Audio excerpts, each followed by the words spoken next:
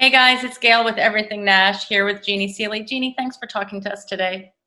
Thank you for inviting me. It's always a pleasure. I know, and sometime we're going to do this in person, I hope, because I got to hug your neck soon. Oh, well, yes. And now that we can, is that not wonderful? Oh, Yes. I know. We're so many hugs behind. Well, We we'll got to catch up next time I see you. We're going to catch up for real. Okay.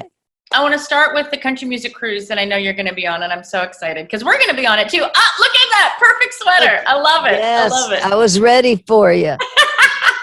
So talk about why you wanted to do this one. Oh, I always want to go cruising. I think women like cruises better than men do. I'm talking about the fans too. And I think the reason is because, like at home, the women have to clean up the dishes, fix the food, clean up the dishes, and make the beds and do the laundry and hang up the towels. Well, the guys are like, so what's great about a cruise? They get that at home anyway. But I think I just love the cruises because I get to hang out with all of my peers, but also I get to hang out and get to meet so many of the fans in person and get to visit with them, get to know them. Yeah, we were talking off camera. I got to speak to some of the artists yesterday, Joe Bonzel from Oak Ridge Boys and Wade Hayes and Lee Greenwood. And we all talked about how that's their favorite part. People don't realize you're actually with the fans. Like you're not hiding away in some secret place. You're eating dinner and watching the shows with everybody. Absolutely. And that is just absolutely a joy. I don't know if the fans realize how much they do mean and that we want to get to know them, and they're always so respectful. The only time it ever bothers me is if it's what I'm eating and my food is getting cold and I have this much time to get something to eat, but the fans are so respectful on these cruises of that. And it's just, it's a fun time for everybody. I can't wait. I can't wait either. And I'm so glad that we get to do it this year now that it's safe. We can gather again. That just feels like a good and right thing right now. Yeah, I think that was one of the big disappointments last year when the cruise was pulled down. Yeah, I was disappointed too because my husband and I are going. And he's excited because he actually does do our dishes. So he gets to leave kitchen duty for a week too. Well, I got to give my husband credit. He doesn't do dishes, but he does make the bed. Oh. So that is a good thing. Well, good for him. Okay, and segue from cruise to the Opry, because I know there's an Opry segment on the cruise. Can you just talk about what it means for you to have been a member of the Opry for over 50 years? I don't even know how to describe it. Of course, the Opry's been a way of life for me as far back as I can remember as a young child, Of course, I was a little kid through World War II, and I said there were 2 times you learned very young not to make any noise or disruptions. One was when Edward R. Murrow was delivering the news, and the other was the Grand Ole Opry. Don't interrupt Mr. A-Cup or Minnie Pearl's jokes. So the Opry's been a way of life as long as I can remember, and to be a part of that family means everything in the world to me. And as I'm getting older and not traveling and working as much on the road, I was joking the other day, I've kind of slid into being the female Jimmy Dickens, which is a wonderful spot to be in.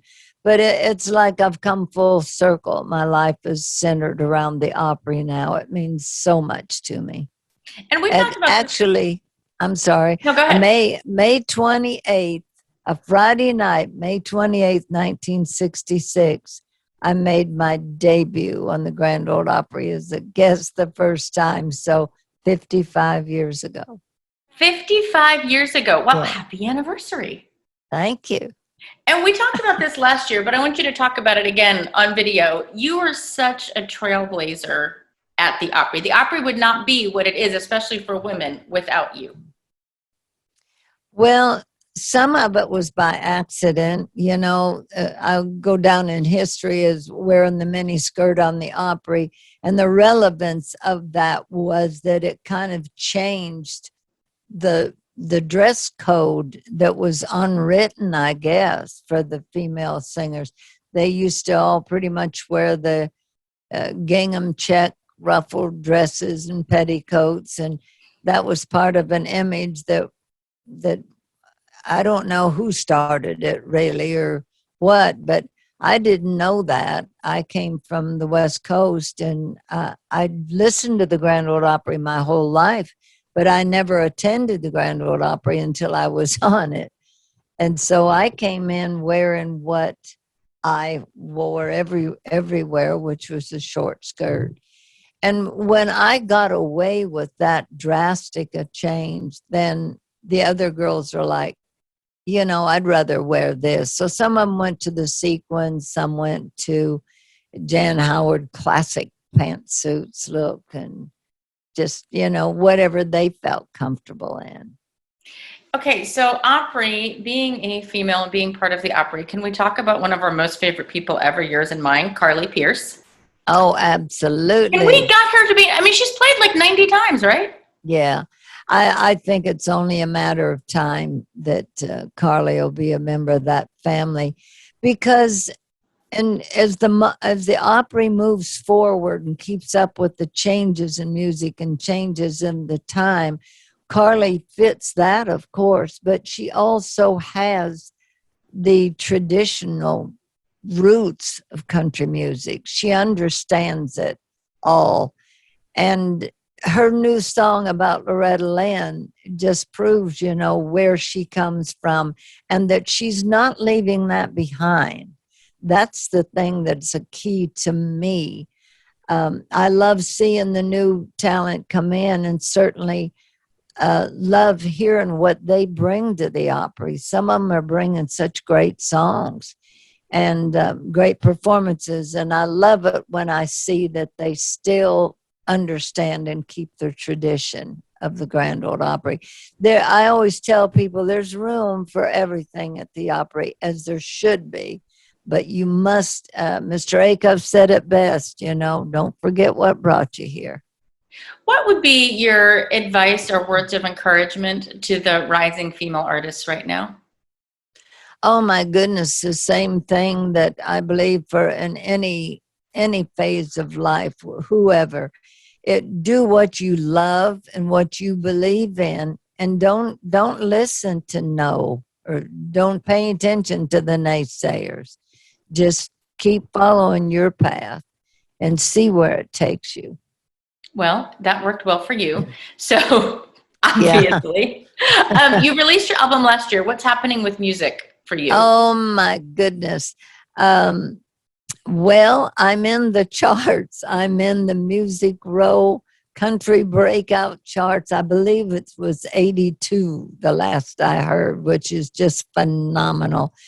I feel so blessed. Don Cusick just shocked me when he approached me about producing this project with me. It's an album called American Classic, and it's on Curb Records. Who gets that? First single was a duet with Willie Nelson. Who gets that? And now the current single is called If You Could Call It That. And it was a song that Dottie West started writing many years ago. It was found in one of her journals. And my friend Ron Harmon found it, and he took it to Bobby Tomberlin and Steve Wariner to finish writing. It is such a great song. I say this every time I introduce it, but I truly feel like the boys finished Dottie's thoughts in this song, and it means the world to me. On top of that, I wasn't prepared for the comments I'm getting from fans. They'll say, I heard your new song. It's like you were watching me. This is what I'm going through. A couple of ladies saying they lost their husbands recently. One lady said, I just lost my son in an accident. And she said, I just go on living, if you can call it that. That's exactly how my life is going. So it's resonating with so many people on a personal level. That is the purpose of music, I think, is reaching people for understanding or for joy, whichever. Do you have plans to go back in the studio and make more music? Oh, yes. I have a couple of ideas for projects that I want to do. And Tommy White, our staff steel player at the Grand Ole Opry, said the other night, he said, Jeannie, you should be in the studio every week recording so that we have everything we can possibly have from you. Wasn't that a nice comment? That is, but I also kind of agree with him. Yeah, well, thank you. I appreciate that. You know, we were talking about the Opry and the women too. The other battle that the dress was an accidental thing, but the other part was breaking down the barrier for women to host a segment of the Opry and to be able to do the backstage interviews as I did on the old TNN Grand Ole Opry live shows. That was important to me, and it was a battle that was hard won because I just got a deaf ear from so many people.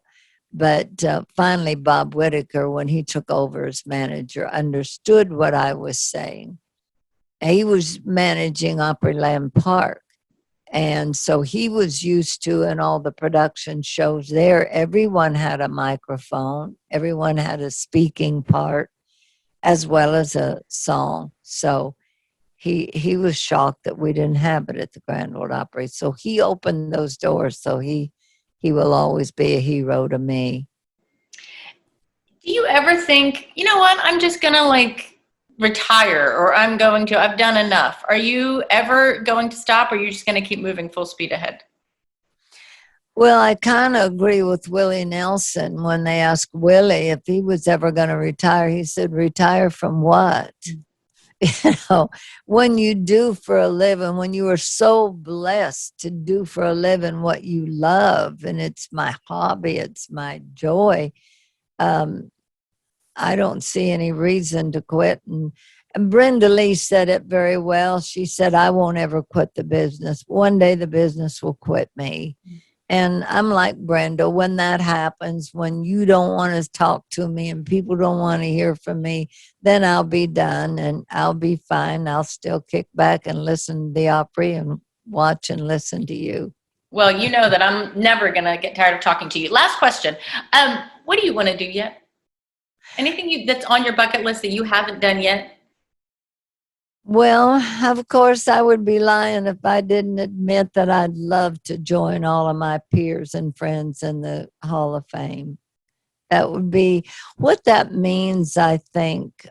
It's some people maybe look at it as an ego trip, but I don't look at it that way. I think that's just a validation of your life's work. And I look in there and see all of my friends and like I say, fellow Opry members, my peers in this business, the other writers that I've been associated with and was fortunate enough to spend my life with. It would be nice to know that I could join them in that hallowed ground there. I was surprised. I just looked that up today. I just assumed you were a member, and I was shocked when I saw that you weren't. Yeah. So many people think that might be part of the problem of getting overlooked. Maybe they already think I'm there, but that would be one thing. I'm truly honored with my star in the Walk of Fame, which, by the way, when you go visit, I don't ask a lot, but if you have a minute, I like people to shoot a little video of a happy dance on my star. Okay, I'm going to go and I'm going to do it. I'm going to send it to you. Oh, please, and post that. Yeah, I love seeing it. I sat down on Bill Anderson's one day and I posted that, told him I visited him. I love Bill. I could be part of the Bill Anderson fan club too. Yeah, well, he's probably the most incredible songwriter of our whole lifetime when you think about what all he's contributed. So yeah, he's one of those friends that I'd like to join. Other than that, I just want to enjoy the memories I've made and like I said, do what I'm doing as long as I can. I love my spot on Willie's Roadhouse, Sundays with Seely. Maybe they'll let me continue that. Just renewed my contract, so that's good. Awesome. Well, Jeannie, I adore you so much, and I'm so glad we got to talk. And I hope I'm going to see you on the cruise, but I hope I see you before then. I hope so too. Everything's opening up at the Opry. We got full house out front now, so they should be lifting the backstage restrictions pretty soon. And I'll meet you in the mini pearl dressing room that I get to occupy all the time now. It is a deal. Hugs waiting for you. Thank you. Absolutely. Thank you so much.